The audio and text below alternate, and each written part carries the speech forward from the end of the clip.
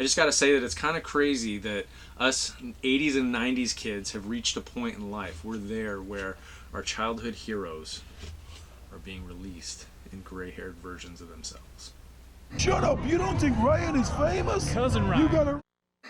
Hey, what's up, YouTube friends and family? It's Cousin Ryan, and I'm super excited. I've got Wave 2 of the Ghostbuster Plasma figures here from Ghostbusters Afterlife. It's the 3 older Ghostbusters and 3 of the new, the 3 new kids that are going to be allegedly the new team.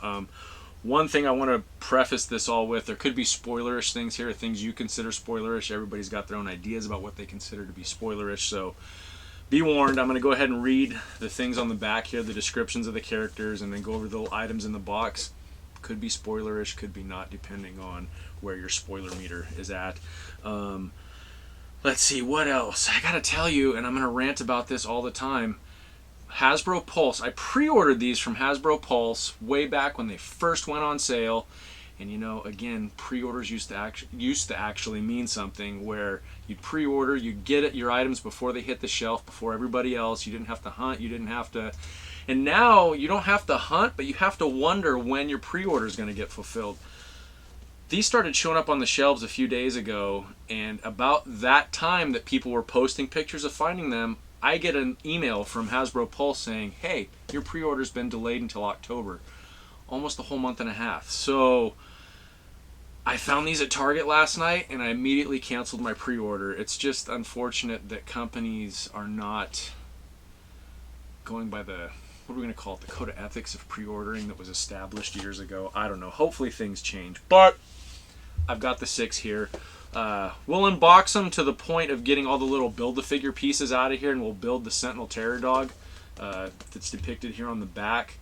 I'm not going to like unbox all the items and stuff, but we'll kind of go over them and check them out. Check out the little accessories and things that went with. But let's go with Venkman first. Let's see here. I'm going to try and slice that open without completely destroying the box.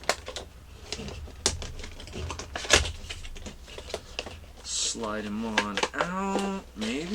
There we go. Alright, you can see an aged Peter Venkman here. He's got a Proton stream, a Proton pack, and it looks like his little deck of cards that he had in Ghostbusters 1. And we've also got a leg for the Sentinel Terror Dog. I'm going to grab my Series 1 or Wave 1 Venkman Plasma figure here. Let's go ahead and pop them out. You guys can kind of get a look there, comparing the two. Old man Venkman and young man Venkman. See, the elbow pads are black on there, they're gray here, and I'm just going to look here. Hopefully you can just take my word for it. The Proton Packs pretty much look the same. Yeah, they look, I think they've used the same ones here. That's cool. That's not a problem. Alright. Oh my gosh, I'm sweating in here. It is so hot here today. It's ridiculous. It's near 100. So, as I'm unboxing these, I'm going to tell you guys, hopefully in the spring, we're going to redo our little studio here, our little setup. That's the plan. Add air conditioning, and then you can quit hearing me cry about how hot it is in here. So we'll see. That's the plan. We got a lot of other things to do in the meantime. Here's Ray Stantz. Oh, hold on. Sorry. Let's go back to the back of the Venkman box. It says Peter, Professor Peter Venkman ? Yeah, we were pretty shocked someone would give that guy tenure. That's all it says. And then for Ray, you can see Ray here. Ray Stantz says, don't go chasing ghosts, but if you do, call him.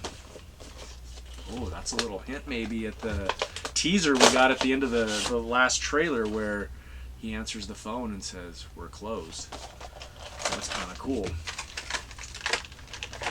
Alright, so Ray comes with the other leg to the Sentinel Terror Dog, and he's also got his Proton Pack, Proton Stream, and a little Tobin Spirit Guide. That's pretty cool. I like that. Awesome. Alright. So should we keep going with the OG Ghostbusters before we get to the kids? I think so. Oh, that's one of the kids. That's one of the kids. This has got to be Winston. This is Winston right here. Sweet. All right. So the back of Winston's box. Executive offices are a long way from the firehouse, but you can still always count on Winston. Ooh, that could be spoilerish, right? Or just an indication of what he's been up to since, you know, the Ghostbusters went out of business. I'll run out of room here. Winston. Ryder and I had a chance to meet Ernie Hudson a few years ago at a local con, and super nice guy. I actually met Dan Aykroyd at a Crystal Head vodka signing at Bevmo in Walnut Creek, California, several years ago now. Both of them super nice guys, really, really cool. It's hard to not be fans of them when they're so nice to their fans. Looks like Winston comes with one of the arms of the Sentinel Terror Dog, and he comes again with a Proton Pack, Proton Stream, and classified ads with Ghostbusters for Hire circled. Do you believe in UFOs, astral projections, mental telepathy? Gosh, why can't I speak right now? Let's start over. Let's start that over. Do you believe in UFOs, astral projections, mental telepathy, ESP, clairvoyance, spirit photography, telekinetic movement, full trans mediums, the Loch Ness Monster, and the theory of Atlantis? Steady paycheck, apply now. Pretty cool. That's an awesome figure, and Winston does have his mustache. That should be right up close too. These two guys together are the best. I love their dialogue in Ghostbusters 1. In the Ectomobile when they're talking about Revelation 7:12. That's just such a great scene talking about the biblical implications of the end of the world.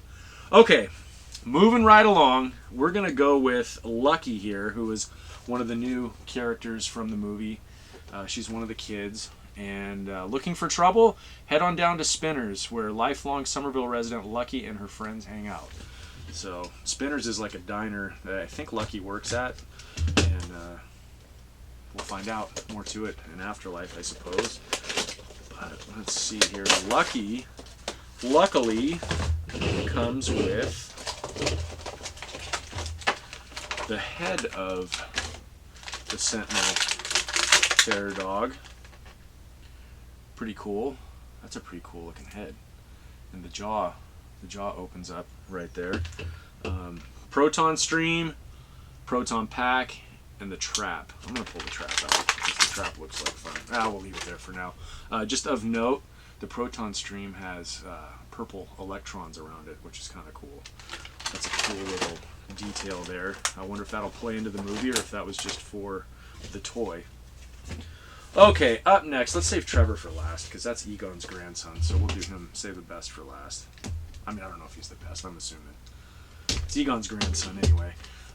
This is Podcast, and Podcast is described as, sure he calls himself Podcast, sure he has a podcast, but don't box him in. He also likes gadgets and battling with mini puffs. Alright, and it looks like he comes with... table. He comes with the body to the Sentinel Terror Dog. The body doesn't want to pop out of there very easy. There we go. He comes with ecto goggles, the remote control for what I assume is the ghost trap, a bunch of marshmallow goo, and a tiny little mini puff. His uniform looks like it's held together with a Karate Kid belt. It doesn't have the standard military belt. And I notice his has the name tag that says Podcast on it. The other kids don't have a name tag on theirs. And then, interesting enough, I don't know what this little piece is here, but there's what looks to be like a little skull. Some kind of, I'm going to assume that's a key artifact for this plot line in Ghostbusters Afterlife. We shall see. Oh, and it looks like it's got a little peg there that fits into a hole on his belt. Interesting. Spoilerish? I don't know. Okay, last one. Let's go with Trevor. I'm assuming his name is not Spangler in the movie. He's probably got his father's last name. So, since his mother is the daughter of Egon. And it looks like Trevor comes with, obviously, the other arm. The Sentinel Terror Dog comes with a map. Some numbers and things on it, but nothing in English. So we'll assume maybe that's a map to the Shandor mine. It comes with this proton pack. No proton stream though. Did podcast or podcast go? Oh, right here. He didn't. Podcast didn't come with a proton stream either. And then it looks like he comes with a little band of mini puffs. So let's see here. Let's start putting this Terror Dog together. Fits together pretty easily.